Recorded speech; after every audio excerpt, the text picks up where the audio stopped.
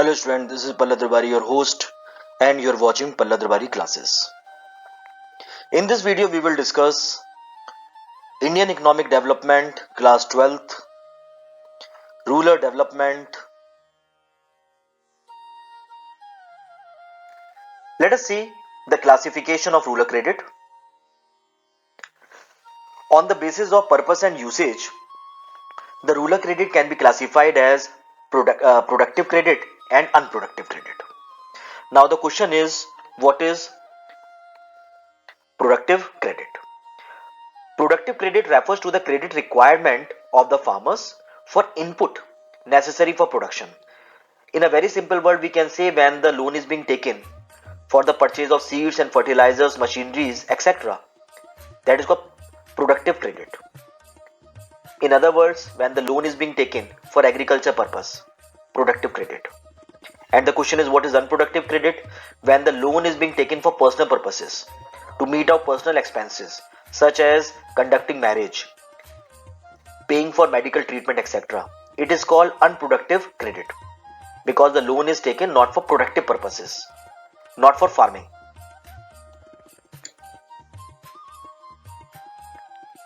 On the basis of duration, we are having three types of the loan: short-term loan, medium-term loans, and the long-term loan.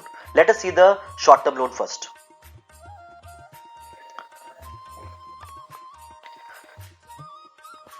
When the loan is being taken up to 15 months, it is called short-term loan. So loan taken up to 15 months is called short-term loan. Short-term loan is related to current activities of production and can be repaid out of the current income of the farmers. Short-term loan mostly is being taken to meet out the current activities of production, to purchase seeds and fertilizers, to purchase inputs.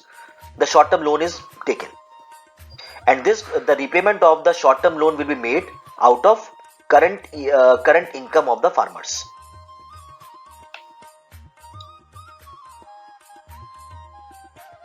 Now let us see the medium-term credit.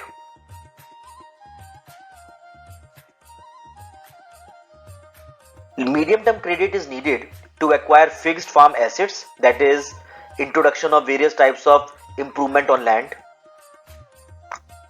Or medium-term credit is a loan taken for the period from 15 months to 5 years. The purpose of the medium-term credit is improvement on land, repair of well, etc. Mostly medium-term loan is being taken for the improvement purpose. Clear? And the time period for the medium-term loan is ranging from 15 months to 5 years.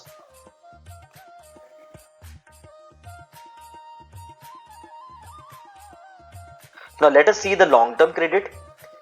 The loan taken for more than 5 years is called long-term credit, and the maximum time period extent for the long-term credit is 20 years.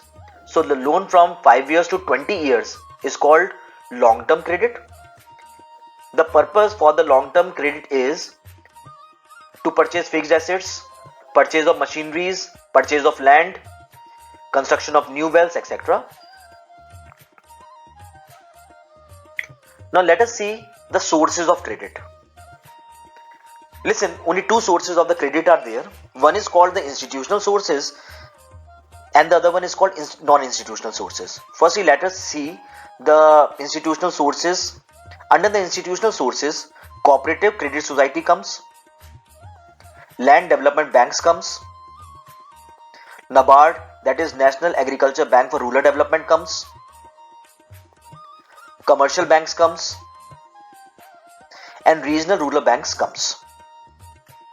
Under the non-institutional credit, under the non-institutional sources, money lenders comes, landlord comes, relatives comes, and the traders and the commission agent comes.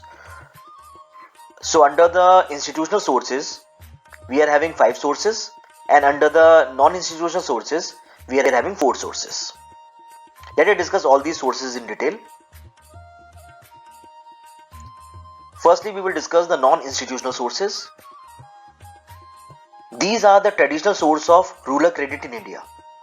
In 1950-51, non-institutional sources of credit accounted for 94%, whereas in the year 2000-2001, it declined to 13%.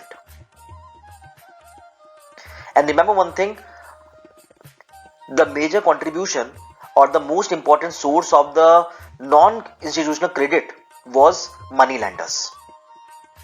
But because of the government enlightenment, because of the government's policies, the percentage of the non-institutional has declined to 13%. That is good for the betterment of the rural people. The first non-institutional source is the money lenders. These are the most important non-institutional source of rural credit. Money lenders were the major sources of rural credit in the past. In 1950-51, 70%. How much? 70% of the rural credit is from him. 2000-2001, it declined to 7% of the rural credit from him. Money lenders charge exorbitant interest ranging from 24 to 50% on money borrowed. So you can see that he is the main person who is making or who is deteriorating the life of the villagers. But because of the government policies, the role of the money lenders has reduced to 7%.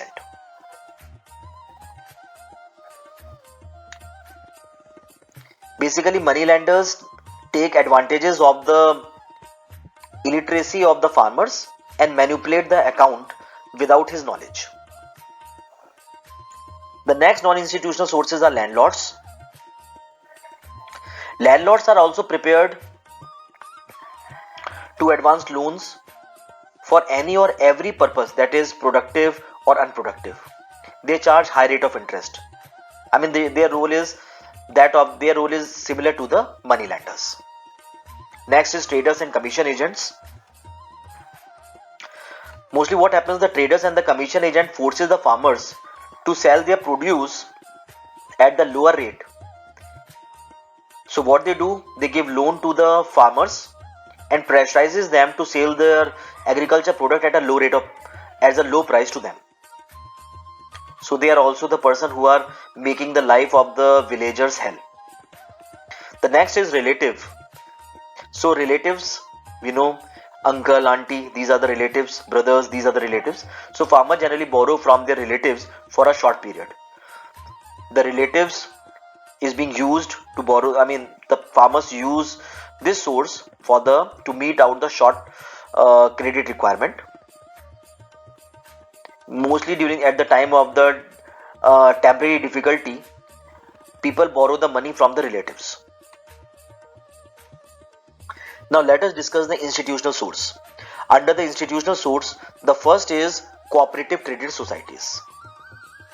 Cooperative credit societies deal directly with the rural borrowing, giving them loan and collect repayment of the loans. Loans are given largely for the short period, normally for 1 year. Cooperative culture society made remarkable progress, particularly during the last 2 decades. As of March 2011, there are 93,400 primary agriculture credit society. In 1904, the Indian government passed the Cooperative Society Act. The act managed the beginning of cooperative credit in India. It enables people to voluntarily come together to meet their mutual financial needs as and when required. Let us see the objectives of the cooperative credit society. The objectives of the cooperative society is to enable the role of the money lenders as a source of credit. The government want to find out the alternatives of the money lenders, so the cooperative credit society is being created. The next objective is to provide easy and adequate credit to the farmers. Mostly the farmers are illiterate. They don't have any assets. So it is being decided and government want that the easy loan should be given to them. So for this purpose, the cooperative credit society is being framed. The next objective is to explain the flow of credit to the rural areas. In India, cooperative society works at 3 levels. At how many levels? 3 levels. One is primary agriculture credit society. It works at the village level and deals directly with rural borrowing. The first one is the Primary Agriculture Credit Society, and it works at the village level. Second is Central Cooperative Banks. Second one is Central Cooperative Banks. It works at the district level, and the advances in short term and the medium term loans. And the last one is State Cooperative Banks. It works at the state level, and that too advances loan to Primary Agriculture Credit Society. So state cooperative banks give loan to Primary Agriculture Credit Society, which gives loan to the villagers. So we have seen that Cooperative Credit Society deals at three levels. The first one is Primary Agriculture Credit Society, then Central Cooperative Banks, then State Cooperative Banks. Presently, Cooperative Society account 30% of the total rural credit. The next sources which comes under the institutional are land development banks. Land development banks are specialist institutions provided long-term credit to agriculture. Main function of the land development bank is to provide long-term credit for a variety of purposes such as assumption of debt, improvement of land, etc. Next comes NABARD. It was established on 12th July 1982 on the recommendation of Certificates Committee. On the recommendation of what? Certificates Committee to review arrangement for institutional credit for agriculture and rural development, reviewed by B. Shivaraman.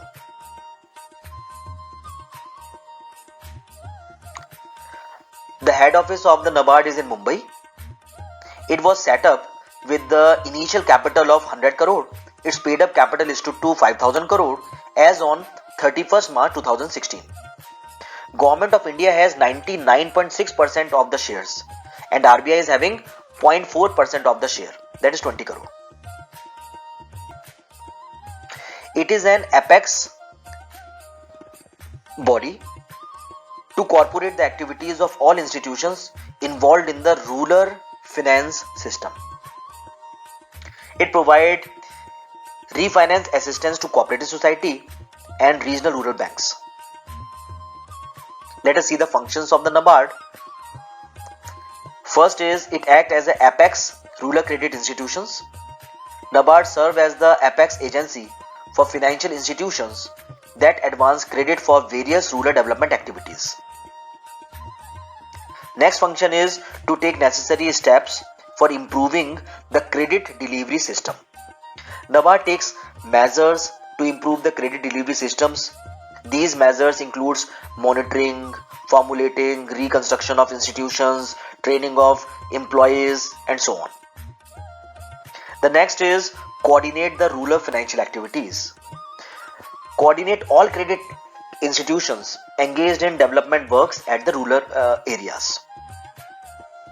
The next is to refinance and monitor other financial institutions. It refinances institutions that are involved in finance in the rural sector. So here we have seen the functions. Now let us discuss the next one, that is the commercial banks. After the nationalization in 1969, commercial banks have emerged in the field of rural credit. Commercial banks directly provide credit in the form of short-term and the medium-term loans for agriculture operation. Commercial banks provide loans for certificates related to the agriculture of dairy, poultry farming, beekeeping, etc. Next one is regional rural banks. The regional rural banks was established on 2nd October 1975 by the Government of India to provide more credit to the rural areas. The committee recommended the regional rural bank was Narsimha Working Committee. What is the name of the committee recommended? RRB Narsimha Working Committee. Initially, 5 regional rural banks was established in Uttar Pradesh, Gorakhpur, UP, Bhilwara, Jaipur, Malda, that is in West Bengal.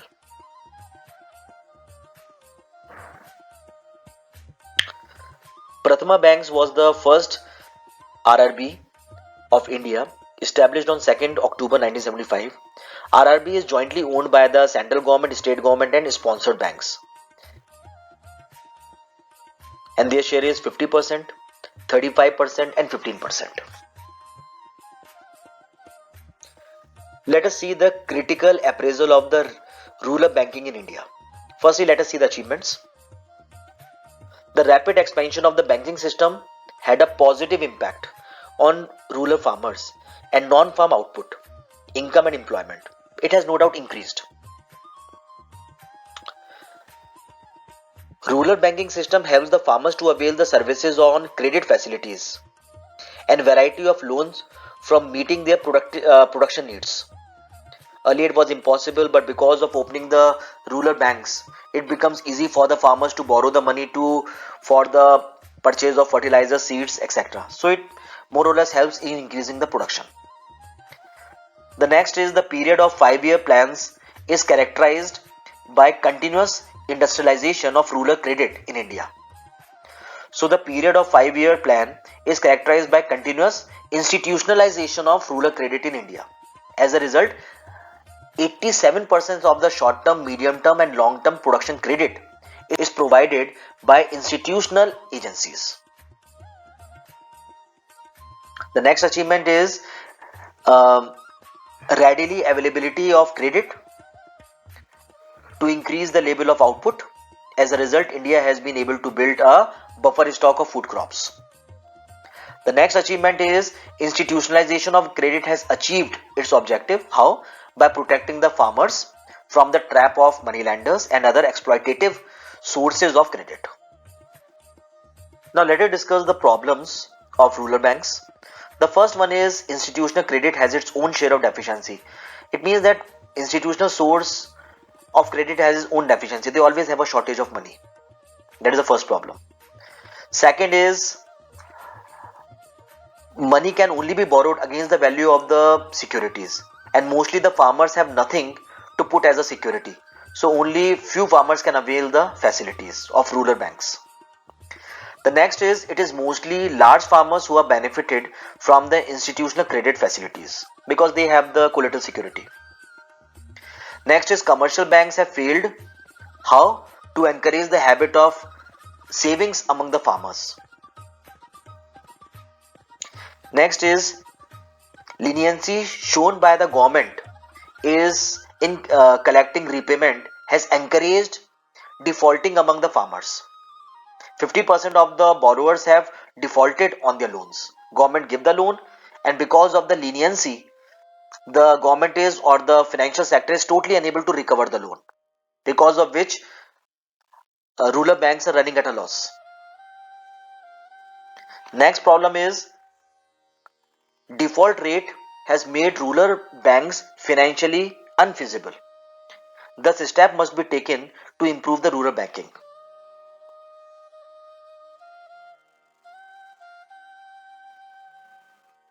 That's all I have in this video.